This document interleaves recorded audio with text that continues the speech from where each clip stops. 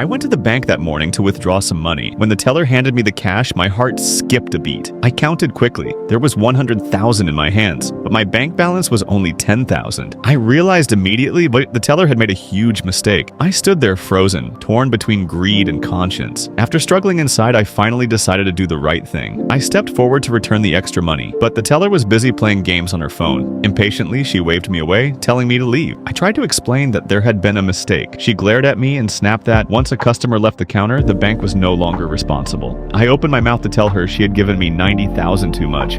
But before I could, she called security to remove me. Just then, the bank manager appeared, drawn by the commotion. He asked what was going on. The teller quickly accused me of making a scene. The manager frowned and scolded her. She had already received many complaints for careless mistakes because she was always distracted with games. He warned her that one more mistake and she would be fired. Her face turned pale. As I prepared to explain the truth, she suddenly interrupted and said something shocking, that I was her suitor, that she had rejected me, and I had come here only to pester her. Hearing this, the manager lost patience. He told her to settle her personal matters quickly, then walked away. The teller leaned closer and hissed at me to leave immediately. If I didn't, she would call the police. I hurriedly explained again that she had given me too much money and I had come back only to return it, but she sneered and laughed. She claimed the system was automated and insisted she could never have made such a mistake. My anger boiled. Since she refused to admit anything, I turned and left the bank. Just as I stepped outside, a man in a suit stopped me. He introduced himself as a lawyer. He said he had witnessed everything that just happened. Handing me his business card, he told me the truth. Yes, the teller had given me too much money and the bank would certainly try to reclaim it later. But this bank often bullied its customers and he had long been disgusted by their arrogance. He promised to help me legally keep the money and wait for the bank to chase me instead. Before long, I returned to the bank with a plan. I went straight to the teller's counter. I asked her to confirm one last time. Was she refusing to admit any mistake in the withdrawal? She didn't even look up, impatiently telling me no and ordering me to get out. At that moment, I pulled out an agreement. I told her, if you sign this, admitting the money was a voluntary gift, I will leave and never bother you again. Without hesitation, she signed it. The instant her pen touched the paper, the agreement took effect. From that moment on, the bank could never reclaim the money. I walked away calmly, never looking back. Behind me, I could hear her and her colleagues laughing, mocking me as a fool. But just as the laughter faded,